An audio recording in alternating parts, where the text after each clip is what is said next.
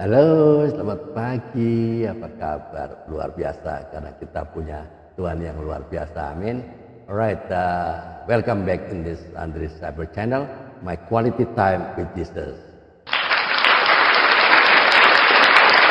Alright, great. Hari ini saya mau sharing mengenai be a trustworthy person, ya.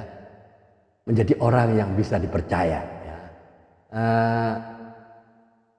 Sebuah pepatah, ya, berkata apa? Jika kamu ingin bahagia, jadilah sosok yang bisa dipercaya. Ya, Rasul Paulus mengenalkan Timotius itu seorang anak rohaninya, ya. Itu seorang pemuda sebagai contoh dari sosok yang bisa dipercaya. Seperti disampaikan dalam Filipi 2 ayat 22, ya. Kamu tahu bahwa kesetiaannya ia telah teruji dan bahwa ia telah menolong aku dalam pelayanan Injil sama seperti seorang anak yang menolong bapaknya. Ya.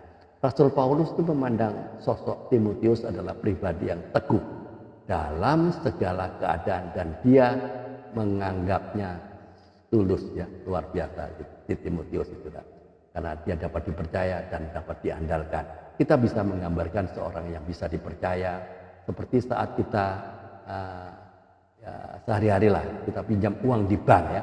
Saat kita mulai mengajukan pinjaman kredit, ya, pihak bank pasti harus lebih dulu melakukan pemeriksaan kredit, ya toh.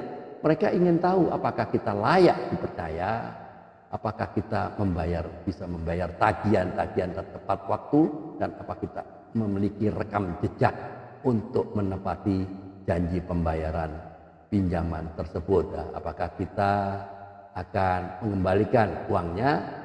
Semuanya harus lulus pemeriksaan untuk memastikan jika kita bisa dipercaya dan bisa diandalkan. Itu bank saja begitu, kan? Inilah yang dilakukan oleh semua orang setiap hari atas hidup kita. Mereka memeriksa apakah kita orang yang bisa dipercaya dan diandalkan seperti Timotius. Apakah kita adalah pribadi yang otentik, ya. Jika kita ingin bahagia dalam hidup kita, kita harus menjadi pribadi-pribadi yang bisa dipercaya dan dapat diandalkan. Ada beberapa langkah, ya, yang bisa kita lakukan untuk menjadi pribadi yang bisa dipercaya dan diandalkan, ya. Semua orang pasti pernah dengar ini, ya. Dengan satu, hidup dengan integritas.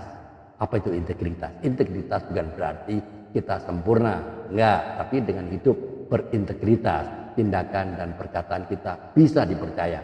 Amsal 25 ayat 13 berkata, seperti sejuk salju di musim panen, demikianlah pesuruh yang setia bagi orang-orang yang menyuruhnya, yang menyegarkan hati tuannya. Yang kedua, orang yang selalu menepati janji. Mazmur 15 ayat 4, ya, menyampaikan yang berpegang pada sumpah walaupun rugi, belajar hidup dengan integritas, ya, dan menepati janji akan menunjukkan kepada orang lain bahwa kita bisa dipercaya dan juga akan membuat kita menjadi pribadi yang bahagia. Alright, disinilah kita belajar sesuatu hari ini, ya.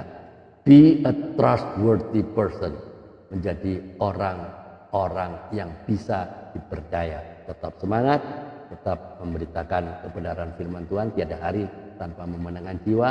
Padi sudah menguning, bekerja sedikit kitalah yang jadi pekerja-pekerja di ladang Tuhan.